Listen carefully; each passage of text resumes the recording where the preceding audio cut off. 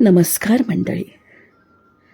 मंडळी, आपण या अभिवाचन सेवेतून अक्कलकोटस्थ श्री स्वामी समर्थ महाराजांची आद्य बखर याचा आनंद घेत होतो.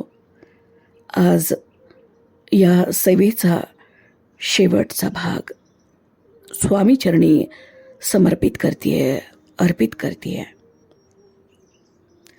हा प्रवास अकारणच खूप लांबला. अडचणी येत राहणार, आपण पुढे चालत राहायचं. पण काही अडचणी ह्या टाळण्यासारख्या नसतात. त्यामुळे मधले 3 महिने आणि त्याही आधी मधून काही काळ मला अभिवाचन वेळेवर टाकता नाही आलं आणि यावेळेस तर पूर्ण 3 महिन्यांचं अंतर पडलं. त्यासाठी मी तुम्हा सगळ्या स्वामी सेवकांची मनापासून, गुरुबंधूंची मनापासून क्षमा मागतीये. यावेळेसच्या आजारपणामध्ये थकवा जरा जास्तच आला होता आणि वाचन शक्य नव्हतं.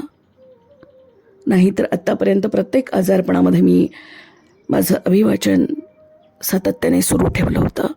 पण यावेळेसची परिस्थिती थोडीशी कठीण होती. स्वामी कृपेने सगळं व्यवस्थित पार पडलेलं आहे. म्हणजे शेवटची केमोथेरपी पण झालेली आहे आणि ते सगळं उत्तम आहे. पण हे तुम्हाला सगळं सांगण्याचं कारण एकतर अंतर खूप पडलं, सेवा वेळेवर पूर्ण होऊ शकली नाही, आणि दुसरी महत्त्वाची गोष्ट, काही भागांमध्ये, विशेषतः शेवटच्या काही भागांमध्ये आवाज खरोखरच तितकासा चांगला आलेला नाही आहे. अभिवाचन तितकं समर्थपणे होऊ शकलेलं नाही आहे. त्याची खंत मनी आहे. त्यासाठी पण मी आपणा सगळ्यांची मनापासून क्षमा मागते आहे. आणि आता आपण आजचं हे अभिवाचन सुरू करूयात.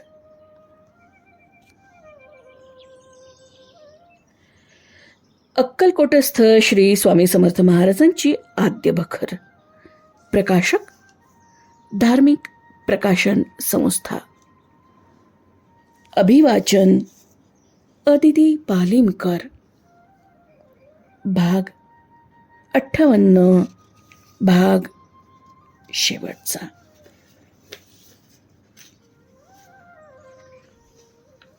श्री स्वामी समर्थ. जय जय स्वामी समर्थ.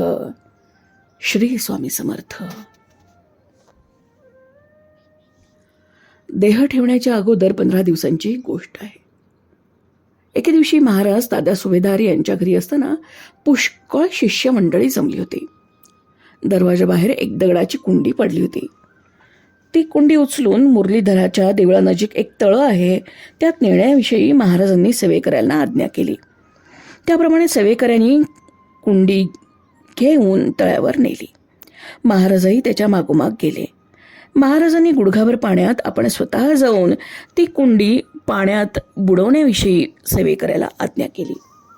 त्याप्रमाणे त्यांनी केल्यावर सर्व मंडळी रडा, सर्व मंडळी बोंबा ठोका म्हणून महाराज म्हणाले. 8 दिवस अगोदर महाराज नागणहल्ली म्हणून एक गाव आहे तिथे असताना शिवहर शंकर नमामि शंकर शिवहर शंकर शंभो, हे गिरिजापती भवानी शंकर शिवशंकर शंभो, याप्रमाणे भजन करू लागले. यापूर्वी भजन महाराजांनी कधीही केलं नव्हतं. महाराज परसाकडे बसले म्हणजे स्वस्थ न बसता लहान अर्भकाप्रमाणे काहीतरी खेळ खेळत असत. देह ठेवण्यापूर्वी 1 महिनाभर अशा वेळेस ते चौकोनी खडे घेऊन समाधीरूपी आकृती काढून पुढील दुश्चिन्हे दाखवत असत. महाराज तात्या सुभेदार यांच्या घरात राहिले असताना दुपारच्या वेळेस शौचास जाऊन बसले. काही कारण नसताना एकाएकी महाराज लवंडले. लोक म्हणाले, असे काय झाले? महाराज म्हणाले, पटकीनं मला ढकललंय. त्या दिवशी महाराजांच्या अंगात अतिशय ज्वर भरला. सायंकाळी महाराजांना मुरलीधरांच्या देवळात नेलं. त्या दिवशी महाराजांना रेचही फार झाले. दुसऱ्या दिवशी प्रकृतीस आराम वाटल्याने मेण्यात बसवून महाराज नागणहल्लीस गेले. तिथे आंब्याच्या बागेत 4 दिवस राहिले. पण तेव्हापासून महाराजांनी अन्न वर्ज्य केलं. महाराजास आराम पडत नाही हे पाहून सखाराम लोखंड्या सन्निध होता. त्याने महाराजांना प्रार्थना केली की अक्कलकोटास वडाखाली चलावे. ती गोष्ट महाराजांनी मान्य केली. त्यावरून मेण्यात घालून महाराजांना अक्कलकोटाला आणलं. महाराजांनी अन्न बिलकुल वर्ज्य केलं. अंगात तप्तता विशेष होती, पण दुखण्यातील कणणे, कुंथणे किंवा कोणतीही कुरकुर समर्थांजवळ बिलकुल नव्हती. सर्व आनंदमय होते. वडाखाली गेल्यावर महाराजांचा प्रिय नापिक गोपाळा, ज्यास महाराज नाईक म्हणून हाक मारत, त्यास समर्थांच्या आज्ञेवरून बोलवून आणले. त्याचकडून श्मश्रू करवून महाराज स्नान घालून पूजा करून मंगल आरती केली. पण महाराज काही खाईनात, त्यामुळे फार काळजी वाटू लागली. पण महाराजांनी अवतार समाप्त करावा असं कोणासही इष्ट नसल्यामुळे जो तो आपापल्या परीनं सामर्थ्यानुसार उपचार करू लागला. नामांकित डॉक्टर, वैद्य, अंगारे धुपारे करणारे सर्वांनी आपली पराकाष्ठा केली. पण महाराजांच्या मनातच देह ठेवण्याचं असल्याने कोणाचा उपाय चालेना. ही स्थिती पाहून सुंदराबाई महाराजांना म्हणाली, महाराज, तुम्ही केव्हा उठाल? महाराज म्हणाले, डोंगर बोलतील तेव्हा उठेन. श्रीपाद भटजींनी असाच प्रश्न केला असता महाराज म्हणाले, पंढरी जळेल तेव्हा उठेन. या जबाबावरून समर्थ अवतार पूर्ण करणार स्पष्ट होतं. पण भक्तमंडळींची आशा सुटेना. औषधोपचार, अंगारे धुपारे सुरूच होते. डॉक्टरच्या गोळ्या तोंडात घातल्याबरोबर महाराज थुंकून टाकत. सोलापूरचे नाना वैद्य येऊन उपचार त्यांनी केलेत, पण तेही व्यर्थच. अन्न वर्ज्य केल्याने परसाकडेच बाहेर जावत नसे. भुजंगा महाराजांस म्हणाला, महाराज, आपण पाटावर बसा, मी आपणास बाहेर उचलून नेतो. महाराज म्हणाले, आज पाट नेवीन म्हणतोस, उद्या देऊळ नेशील काय? या सर्व जबाबावरून महाराज खास जाणार असं सर्वत्रास वाटलं. आज पावेतो आपण आनंदात होतो, पण स्वामी माऊलीने देह ठेवल्यावर आपलं काय होईल याची भक्तजनांना चिंता पडली. प्रत्येकजण येऊन पुढे आपण काय करावं याची आज्ञा मागू लागला. श्रीपाद भटजीस महाराजांनी वडाची मुळे खणीत बसा म्हणून सांगितलं. गणपतरावास देवळात राहण्याची आज्ञा केली. बाळप्पास औदुंबर छायेत बसण्यास सांगितलं. काकूबाईस अक्कलकोटास राहण्यास सांगितलं. कोणास काही सांगून समजूत केली. असे शेकडो भक्त असल्याने महाराजांनी एक श्लोक सांगून म्हणून सर्वत्रांचे समाधान केले. अनन्याश्चितयन्तो माये जनः पर्युपासते तेषां नित्याभुयुक्तानां योगक्षेमं वहाम्यहम्. हा भगवद्गीतेतील 9व्या अध्यायातील 22वा श्लोक महाराजांनी 25 वेळा म्हटला. जो माझी अनन्य भावाने भक्ती करतो त्याचा योगक्षेम मी स्वतः करतो, अशी भाग या वचनावरून समर्थांनी आपल्या प्रिय भक्तांना दिली आहे. एकनिष्ठ भक्तास याचा अनुभव प्रत्ययही येत आहे. अभयपणाची समर्थांची सनदच आहे आणि याचा अनुभव भाविक भक्तांनी अवश्य घ्यावा, अशी स्वामीदासाची सर्वत्रांना शिफारस आहे. शके 1800 बहुधान्यानाम संवत्सरे चैत्रवद्य त्रयोदशी मंगळवारी 3ऱ्या प्रहरी 4 वाजता महाराज निजधामास गेले. नित्याप्रमाणे 2 प्रहराच्या सुमारास राणीसाहेब समाचारास आल्या. 10-12 दिवस अन्न बिलकुल वर्जिलं होतं, पण त्या दिवशी काकूबाईंच्या आणि इतर भक्तांच्या विनवणीवरून महाराजांनी काकूबाईंच्या हाताने थोडी पेज घेतली. तोंड धुवून रुमालाने पुसून टाकले. महाराज अंथरुणावर निजवले. बाळप्पाने सुपारी दिली, ती घेतली. राणीसाहेबांना अत्यानंद झाला. आता माझ्या महाराजांना भय नाही असं म्हणून त्या परत वाड्यात गेल्या. इकडे महाराजांच्या प्रयाणाची वेळ नजीक आली. श्रीपाद भटजी नजीक होते. महाराजांच्या प्रकृतीस चलबिचल पाहून श्रीपाद भट म्हणाले, असे काय करता? बाळगोपाळास कुणाचे स्वाधीन करणार?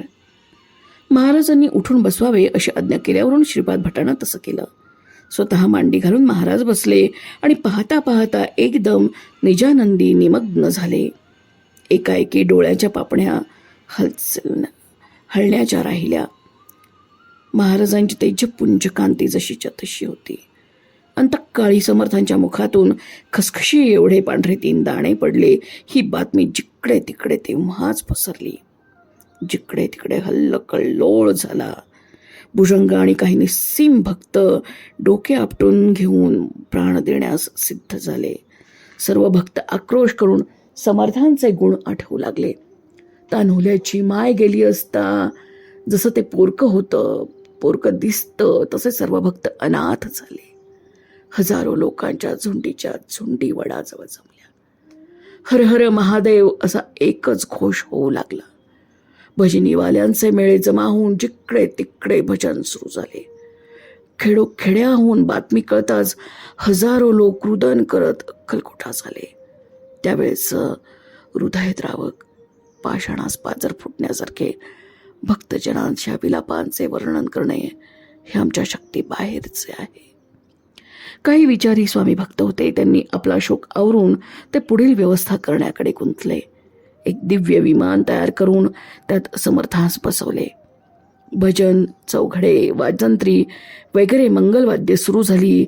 मोठ्या थाटाने समर्थांस चोळप्पांच्या घरी नेले. चोळप्पाने समर्थांकरता समाधीपूर्वीच बांधून ठेवली होती. पूजा आरती करून स्वामी नामाचा जयघोष झाल्यावर राजमान्य राजश्री नानासाहेब बर्वे कारभारी आणि बाबूराव विष्णू मोघे मामलेदार यांनी 2 बाजूस धरून समाधीत महाराजांस नेऊन बसवले. तितक्यात बाळप्पास स्मरण झाले की आपल्या बिऱ्हाडी अत्तराची कुपी शिल्लक आहे. ती पुढे तिचा काय उपयोग होणार, आताच श्री स्वामीस अत्तर अर्पण करावं असं त्यांच्या मनात आलं. पण हजारो लोकांची गर्दी, त्यात बिऱ्हाडी कोण जाणार? अशा विवंचनेत ते असता एक जण उत्तम अत्तराची कुपी घेऊन आला आणि त्या गर्दीत बाळप्पाच्या हाती देऊन श्री स्वामीस अर्पण करण्याबद्दल त्याने विनंती केली.